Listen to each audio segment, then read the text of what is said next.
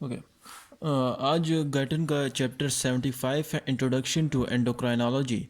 इसमें कौन कौन से कंटेंट्स हैं, इसमें कौन कौन से टॉपिक हैं, उसी के मुताबिक हम ये चैप्टर सीरीज़ कवर करेंगे। गाइटन के चैप्टर्स इंट्रोडक्शन एंडोक्राइनोलॉजी और रिप्रोडक्शन का चैप्टर हम इस सेशन में ख़त्म करेंगे।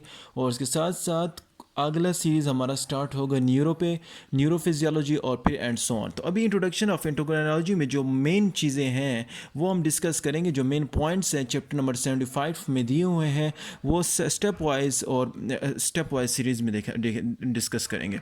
तो सबसे पहले वहाँ पर जो बुक में डिस्कस हुआ है वो है केमिकल मैसेंजर्स। केमिकल मैसेंजर किसे कहते हैं? हर उस मैसेंजर का नाम केमिकल मैसेंजर है जो क्या करे, जो केमिकल हो, मींस किसी चीज़ कीमियाई मादे से मिलके बना हो और उसका काम क्या हो, मैसेज लेके आना या लेके जाना। दो किस्म के काम है, या तो ये मैसेज लेके आता है या तो मैसेज लेके जाता है। तो ये किसका काम है? ये हमारे पास मैसेंजर का काम है। केमिकल मैसेंजर डिफरेंट फॉर्म में होते हैं। ये तो कुछ मैसेंजर जो नर्व के एंड से निकलते हैं, इसे क्या कहते हैं? उसे कहते हैं न्यूरोट्रांसमीटर्स। अभी न्यूरोट्रांसमीटर्स किसे कहते हैं? न्यूरोट्रांसमीटर हर उस ट्रांसमीटर्स का नाम है जो न्यूरॉन की एंडिंग से निकलते हों।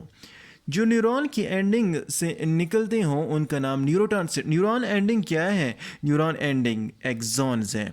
जितने भी एक्सॉन्स वगैरह न्यूरॉन के एंडिंग से निकलते हों इनका नाम न्यूरो ट्रांसमीटर्स है। इसके बाद कुछ ऐसे हैं जो कि डिफरेंट ग्लैंड से सीक्रेट होते, जिसे हम क्या कहते हैं? एंडोक्राइन। एंडोक्राइन किसे कहते हैं? एंडोक्राइन वो ट्रांसमीटर का नाम है जो डिफरेंट ग्लैंड से सिक्रीट होती हो, इनका नाम एंडोक्राइन है। नंबर 3, तीसरा उसका नाम है पैराक्राइन। पैराक्राइन किसे कहते हैं?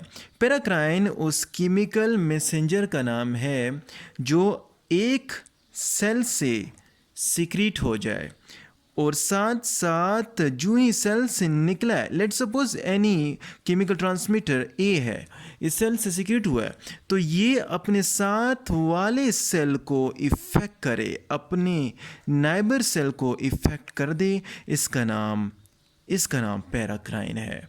नंबर 3 के बाद नंबर 4 जो है उसका नाम है ऑटोक्राइन। ऑटोक्राइन किसे कहते हैं? ऑटो मीन्स इटसेल्फ, मीन अपने ऊपर ही।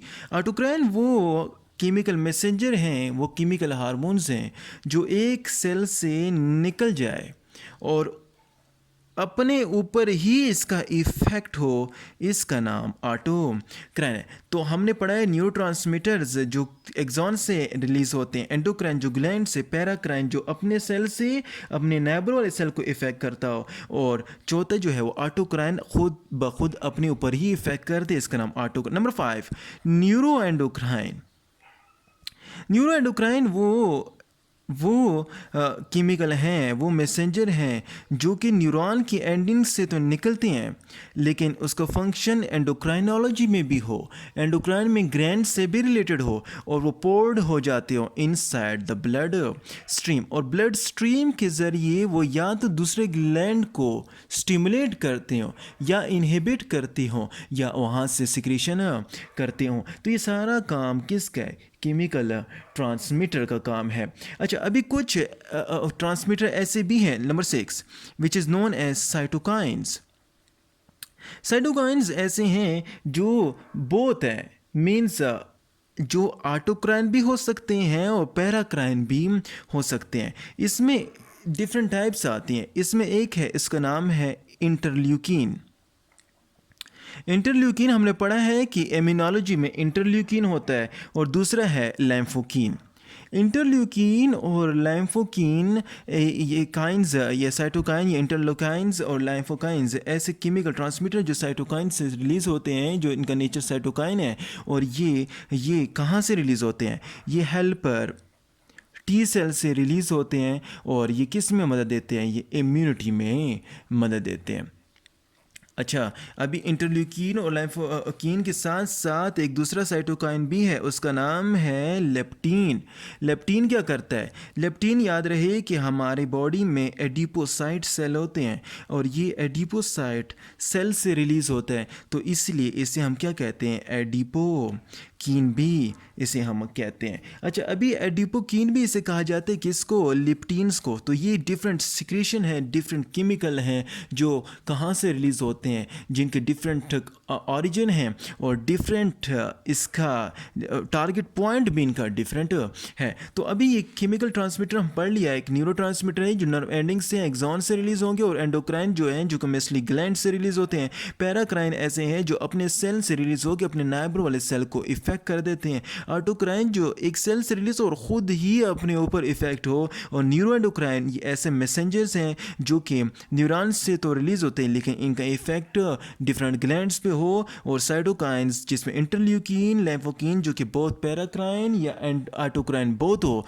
और ये हेल्पर टी सेल से रिलीज़ होते हैं। और साथ साथ कुछ साइटोकाइन, नंबर थर्ड वन जो है वो लेप्टिन्स है जो कि एडिपोसाइट से रिलीज़ होता है, और इसलिए इसे हम इसे कहते हैं एडिपोकाइन भी कहते हैं। अच्छा, अभी हमारे पास ये जो हार्मोन है, ये डिफरेंट कंटेंट हैं जो रिलीज़ हो रहे हैं डिफरेंट रीजन से, मैसेंजर्स हैं, इनका नेचर क्या है, इनका क्या नेचर है और इनका क्या इफ़ेक्ट होता है आगे सराउंडिंग को। फर्स्ट, कुछ ऐसे हैं जो या तो प्रोटीन हैं या पॉलीपेप्टाइड हैं। अभी प्रोटीन कौन कौन से हैं और पॉलीपेप्टाइड कौन कौन से हैं?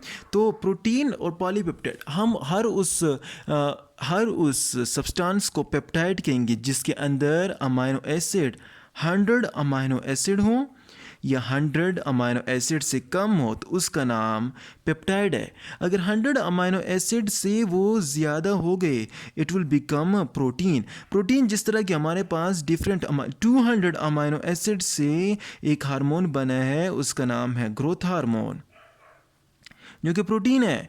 और नंबर 2 इज़ प्रोलैक्टिन, एक ग्रोथ हार्मोन है, और दूसरा प्रोलैक्टिन है जिसके अमाइनो एसिड 200 है। जबकि कुछ अमाइनो एसिड ऐसे हैं जो 100 अमाइनो एसिड से कम होते हैं और उनका भी एक्ट एज अ पेप्टाइड के तौर पर मदद देते हैं, जिस तरह के पैराथायराइड हार्मोन्स हैं, जिस तरह कुछ हार्मोन पैराथायराइड हार्मोन्स भी आते हैं। अगर हम आगे बात करें इन प्रोटीन और पॉलीपेप्टाइड के नेचर में, और भी आते हैं, इसमें दूसरा है इंसुलिन। जिस तरह के हमारे पास डायबिटिक हार्मोन इंसुलिन है और ग्लूकागॉन, ये भी हमारे पास प्रोटीन और पॉलीपेप्टाइड में आते हैं। अगर दूसरे नेचर की बात करें तो दूसरा नेचर जो है हार्मोन का वो क्या है? स्टेरॉयड है। स्टेरॉयड नेचर में क्या होगा? स्टेरॉयड हम बता चुके हैं कि स्टेरॉयड बेसिकली ये जो हार्मोन है ये कोलेस्ट्रॉल से बने होते हैं, लेकिन ये जो कोलेस्ट्रॉल से बने होते हैं इसके अंदर या तो साइक्लोपेंटाइल रिंग होगा, पेंटाइल रिंग होगा, या तो साइक्लोहेक्साइल रिंग होगा। साइक्लोपेंटाइल और साइक्लोहेक्साइल रिंग इनमें पाया जाता है। एक साइक्लोपेंटाइल रिंग और 3 साइक्लोहेक्साइल रिंग मिलकर एक स्टेरॉयड हार्मोन बना देते हैं। स्टेरॉयड हार्मोन हमारी बॉडी में कहाँ पर होते हैं? आपकी बॉडी में टेस्टिस में पाए जाते हैं। टेस्टिस से क्या निकलता है बेटा? टेस्टिस से टेस्टोस्टेरोन निकलेगा। दूसरे जो है वो हमारी बॉडी में ओरिस से रिलीज़ होते हैं। ओरिस से क्या निकलेगा? ओरिस से एस्ट्रोजन रिलीज़ होगा। तो एस्ट्रोजन, टेस्टोस्टेरोन वगैरह जितने भी हार्मोन हैं ये स्टेरॉयड है। Number 3, placenta. प्लेसेंटा से क्या रिलीज़ होगा? प्लेसेंटा से प्रोजेस्टेरोन। तो ये जितने भी हार्मोन्स हैं ये इनका नेचर क्या है? इनका नेचर स्टेरॉयड है। तो स्टेरॉयड हार्मोन में हमारे पास टेस्टिस से टेस्टोस्टेरोन, ओरी से प्रोजेस्टेरोन और प्लेसेंटा से ओरी से एस्ट्रोजन और प्लेसेंटा से प्रोजेस्टेरोन आते हैं। नंबर 3 जो है उनका नेचर जो है वो है अमाइनो एसिड से रिलीज़ हुए। अमाइनो एसिड के डेरिवेटिव, अमाइनो एसिड के कौन कौन से डेरिवेटिव है? अमाइनो एसिड के derivative mostly tyrosine amino acid के डेरिवेटिव होते हैं। इस थायरोसिन अमाइनो एसिड जो है इसके डेरिवेटिव में एक आता है थायरोसिन मीन्स 3 और ट्राईएडोथायरोनिन या टेट्राएडो या थायरोक्सिन, ये इसकी नेचर में आते हैं। तो थायरोसिन के नेचर में ट्राईएडोथायरोसिन और टेट्राएडोथायरोक्सिन T4 जो आ गए हैं, ये हमारे पास अमाइनो एसिड के डेरिवेटिव होते हैं। नंबर 2, एड्रीनल मेडुला से जितने भी हार्मोन्स रिलीज होते हैं they are mostly are amino acid. Adrenal medulla से कौन कौन से रिलीज होते हैं? एक का नाम है एपिनेफ्रीन और दूसरे का नाम है नॉन एपिनेफ्रीन। तो अमाइनो एसिड डेरिवेटिव में पढ़ लिए तो T3 T4 और एड्रीनल मेडुला से एपिनेफ्रीन और नॉन एपिनेफ्रीन होती हैं। लेकिन ये पॉइंट याद रखिए, हमने प्रोटीन के डेरिवेटिव पढ़ लिए, जो हार्मोनल पॉलीपेप्टाइड से निकलते हैं वो भी पढ़ लिए, और इसके साथ साथ स्टेरॉइड और कोलेस्ट्रॉल से जो ऑब्टेन होते हैं वो भी पढ़ लिए, अमाइनो एसिड से जो ऑब्टेन होता है वो भी पढ़ लिए। लेकिन कहाँ से नहीं निकलते, कहाँ से नहीं ऑरिजिन? पॉलीसेकेराइड और न्यूक्लियस, पॉलीसेकेराइड और न्यूक्लिक एसिड का कोई ऑरिजिन नहीं है। पॉलीसेकेराइड और न्यूक्लिक एसिड से कोई भी हार्मोन्स अराइज नहीं होते हैं, वहाँ से कोई हार्मोन्स रिलीज नहीं होते हैं। अच्छा, तो ये हमारे पास डिफरेंट हार्मोन हैं और ये डिफरेंट हार्मोन्स का फंक्शन है। अच्छा, अभी कुछ हार्मोन ऐसे होते हैं कि हार्मोन्स हमारी बॉडी में यहाँ से रिलीज़ तो हो जाते हैं, लेकिन इसके रिलीज़ होने के साथ ही वो इफ़ेक्ट करते हैं अपने टारगेट सेल को। तो टारगेट सेल को जब ये इफ़ेक्ट करेंगे तो वहाँ पर टारगेट सेल में बाइंडिंग प्रोटीन होगा। जिस तरह के बाइंडिंग ग्लोब्यूलिन प्रोटीन होता है, वैसे ही टारगेट सेल में बाइंडिंग ग्लोब्यूलिन प्रोटीन होता है, जिसके साथ ये अटैच हो जाते हैं। जब उसके साथ अटैच हुए तो उसके साथ अटैच होने के बाद वो सेल को क्या कर देते हैं? स्टिमुलेट कर देते हैं। अभी हम पढ़ेंगे कि किस तरह ये वर्क करते हैं, इनका मैकेनिज़्म क्या है, इसका फीडबैक कंट्रोल क्या है। तो ये कुछ ऐसे हैं जो टारगेट सेल पे बाइंडिंग प्रोटीन के साथ जिस तरह के अटैच होते हैं, जिस तरह के एडिनोकॉर्टिकोट्रॉफिक हार्मोन, जितने भी कॉर्टिकोट्रॉफिक हार्मोन हैं, ये मोस्टली बाइंडिंग प्रोटीन के साथ अटैच होते हैं। और कुछ ऐसे हैं वो बाइंडिंग प्रोटीन के बगैर डायरेक्टली डिफ्यूज़ हो जाते हैं, directly diffuse into the cell, हमारे सेल के अंदर जाते हैं। जितनी बॉडी में सेल है इसके अंदर डिफ्यूज़ हो जाता है। जब डिफ्यूज़ हो जाता है तो वहाँ से न्यूक्लियस को अप्रोच करते हैं और न्यूक्लियस में फर्दर ट्रांसक्रिप्शन, ट्रांसलेशन से प्रोटीन वगैरह की सिंथेसिस करते हैं। अच्छा, अभी इसका मैकेनिज़्म किस तरह? इसका मैकेनिज़्म कुछ इस तरह है कि यहाँ पर ये देख लीजिए कि ये यहाँ से स्टिमुलस आया, स्टिमुलस यहाँ पर स्टिमुलेट करता है। स्टिमुलस जो ही स्टिमुलेट करता है तो कैल्शियम की कॉन्सेंट्रेशन इंक्रीज़ हुई। इंक्रीज कैल्शियम और इंक्रीज साइक्लिक ईएमपी हमारे पास एक्टिवेट करता है प्रोटीन काइनेज को। प्रोटीन काइनेज एक्टिवेट होने के साथ ही यहाँ पर प्रोटीन फास्फेट और डिग्रेडेशन के साथ यहाँ पर वेसिकल को रिलीज़ कर देता है, एक्सोसाइटोसिस काज कर देता है। लेकिन इसका रिएक्शन स्टार्ट कैसे होता है?